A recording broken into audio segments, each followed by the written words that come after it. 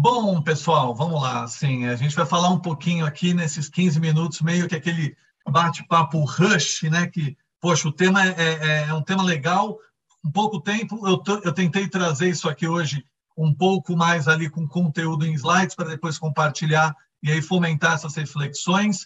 Eu quero falar um pouquinho hoje de modernização de aplicações. Tá? Eu sou Rafael Zani, sou diretor sênior de arquitetura e engenharia na Oracle para a América Latina. Tá ali o meu linkzinho do LinkedIn. Bora lá, chega mais, valendo. Pessoal, acho que a primeira coisa para a gente falar, né, assim, quando a gente fala em modernização de aplicações, quais são os principais fatores? Né? O porquê que a gente busca uma modernização? E aí a gente está falando que, normalmente, esses insights, eles não vêm das áreas de tecnologia, eles normalmente vêm de áreas de negócio, né, do ponto de vista de necessidade, que é o que a gente está chamando ali de business value, por exemplo, mas as áreas de tecnologia dão todo o suporte para essa tomada de decisão. Então, normalmente, a gente sugere a análise do ponto de vista de 5 grandes itens. O primeiro, né, o quanto que eu dou fit ainda para o meu negócio em relação à tecnologia que eu emprego, né, os meus sistemas e a forma como eu desenvolvo esses sistemas. Então, legal, eu tenho ali meu business fit, o quanto eu atendo às minhas necessidades. Depois, um ponto que ele é muito importante hoje, que é a parte de valor, de business value. Por quê? Porque eu estou falando em modelo de consumerismo, né? Como que os meus clientes consomem aquilo que eu entrego e qual o valor que eu agrego na ponta para eles. Eu estou, de fato, trazendo ainda benefício, eu estou, de fato, agregando diferencial, como que a gente vê a nossa tecnologia nesse sentido. O terceiro item é o temido aí, agilidade, time to market. Consigo endereçar novas demandas, sejam novos releases, novas funcionalidades ou acompanhamento de tendências, né? Que de duas uma, ou você dita a tendência ou você acompanha. Quando você dita, você determina ali o pace do que você está fazendo. Quando você acompanha, às vezes você tem que ter aquela funcionalidade ou como posso colocar, aquele requerimento de forma a se manter competitivo no mercado. Ainda mais com as empresas que hoje usam tecnologia de forma a alavancar a receita, né? Ou seja, como, por exemplo, os independent software vendors, empresas que vendem e utilizam tecnologia para entregar o vendável dela na ponta. Né? O quarto prisma é o prisma de custos. Como que eu estou com isso hoje? Quanto me custa manter as luzes acesas? Estou num cenário positivo ou já estou começando a falar que o meu macarrão custa mais caro do que o molho ou o molho custa mais caro do que o macarrão? Né? Como que fica essa combinação ali do ponto de vista de análise de custo? E o último ponto, complexidade. Quanto eu gasto de esforço, tempo, custo para gerir, otimizar, suportar, fazer novos releases e tudo mais. Uma vez que eu tenho essa avaliação já bem azeitada, a gente parte para um próximo prisma, que é o prisma de entender se eu sou legadão ou não, né? Como que eu estou? E hoje caracteriza muito, né, uma empresa ter se tornado legada ou ter ali, pelo menos do ponto de vista de desenvolvimento, algo mais obsoleto, está principalmente associado a 4 fatores.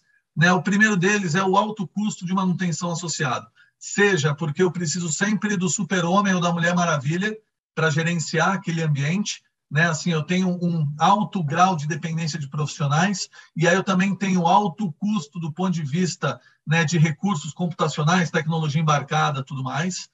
Falo ainda na parte de data loss, e eu gosto de falar de data loss porque não é no sentido de eu estar perdendo dados, né, do ponto de vista de confiabilidade da minha solução, e sim é do ponto de vista de eu falar, poxa, pessoal, como que eu estou em relação a agregar valor dentro daquilo que eu tenho no meu sistema? Consigo enriquecer dados, tudo mais? Como que está isso ou não?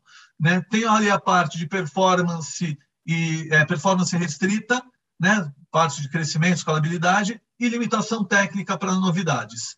Perfeito. E aí eu busco agora ir para os novos sistemas, né? Com menores custos, que pode ser uma pegadinha, vamos falar disso por quê, mais eficiência, performance e tecnologias modernas. Legal. Uma vez que eu entendo isso, né, eu tenho que falar, poxa, mas o que eu quero mudar? Né? A mudança está, obviamente, associada a um desejo, a algum objetivo.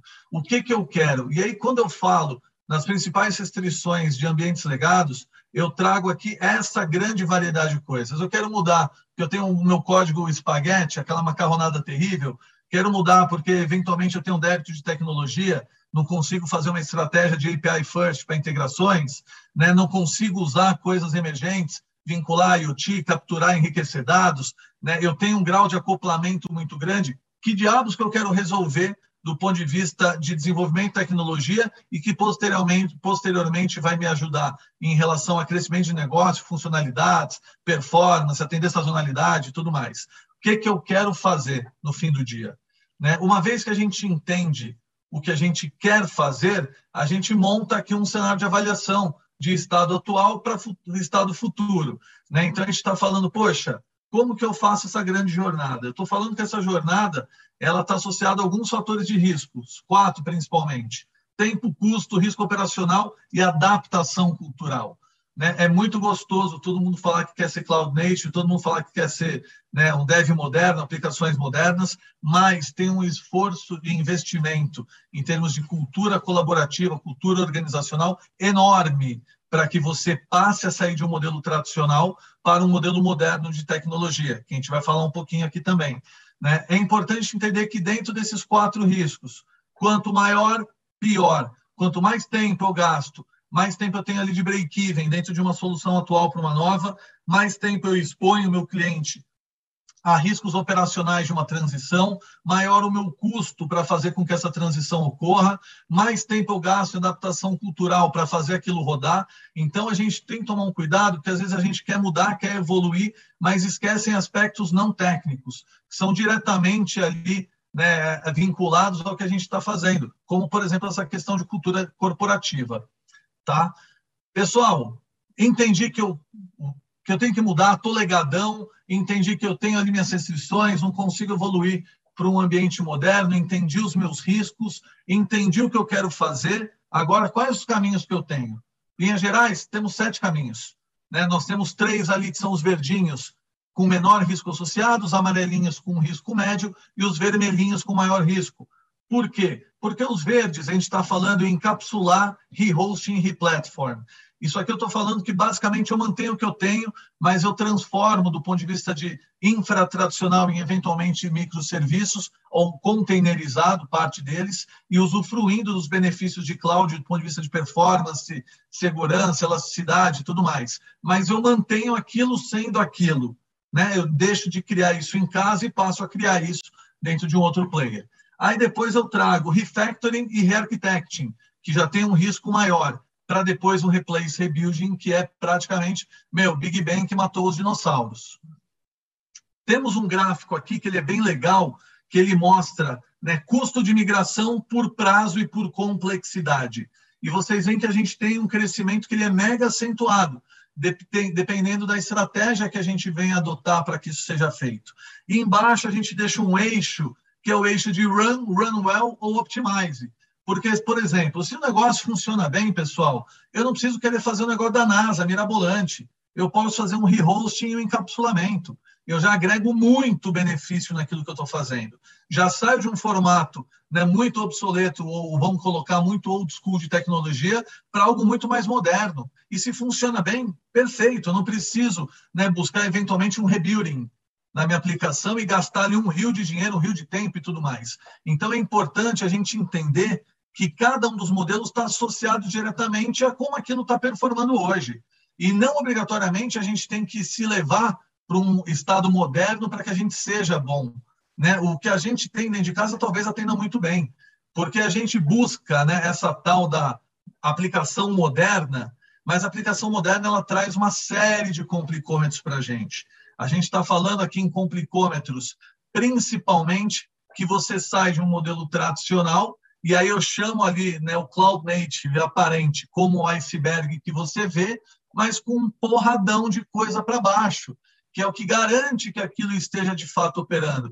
Estratégia de CI/CD, containerização, parte de gerenciamento de infra como code, config management, né, software development lifecycle, modelo de teste, serviços de API, a parte, por exemplo, de application-based networking, que você muda completamente o modelo de relacionamento entre microserviços. A gente está falando toda a parte de teste, aplicação segura. É muita coisa que muitas empresas não têm. Então, não adianta você só buscar um desenvolvimento, né, moderno, esperando que você agregue tecnologia, se você não tem toda a parte ali, o arcabouço, né, de governança e tecnologia associada para suportar aquilo que você está fazendo. né? Então, é muito importante a gente entender que não é só mudar a tecnologia, e sim garantir que o ecossistema todo te permita você operar dentro daquele novo formato. Trago aqui ainda, né? Poxa, mas por que você meteu aquele iceberg? Porque aquele iceberg é isso daqui, é esse montão de coisa. A gente estava muito habituado a falar, poxa, aplicação, sistema operacional, banco, não sei o quê. Agora eu trago tudo isso daqui. E aí é importante a gente entender, de novo, volto lá para a primeira pergunta.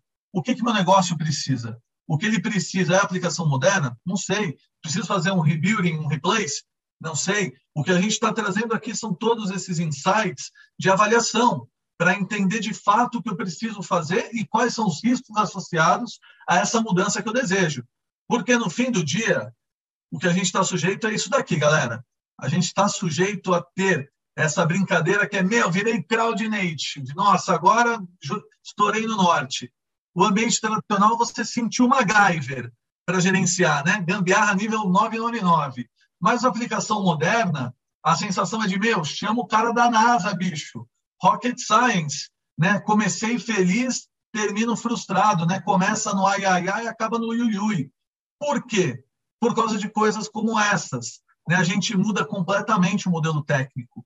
A gente está habituado, inclusive, com equipes de suporte que têm um conhecimento específico, que elas têm que rampar para o novo modelo. Então, eu tenho adaptação de profissionais, adaptação de cultura, adaptação de tecnologia, rollout, tempo de coexistência entre plataformas, é muita coisa associada. A gente vai exponenciar o risco lá para cima.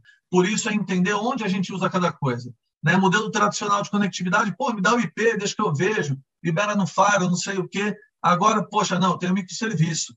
Cara, eu tenho rede de microserviços, Service Discovery, tenho sidecar para lá, uso um Istio para fazer comunicação entre os meus microserviços, coisas que a gente não está habituado, coisas que aumentam a complexidade no ambiente.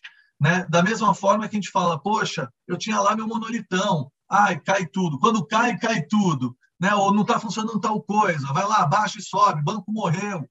Cara, no modelo de microserviços, você desacopla, mas você distribui o risco, você passa a ter que ter necessidade de observabilidade, ferramentas para gerenciar, um montão de squads trabalhando em desenvolvimento simultâneo. Qual que é a estratégia que eu uso? Né? Como que eu organizo para fazer um canary? Como que eu faço um dev que dê segurança para o meu ambiente? Né? Ter uma AIOps, uma MLOps para gerenciar minha operação. Né? O que é esse tal de coreografia ou assíncronos?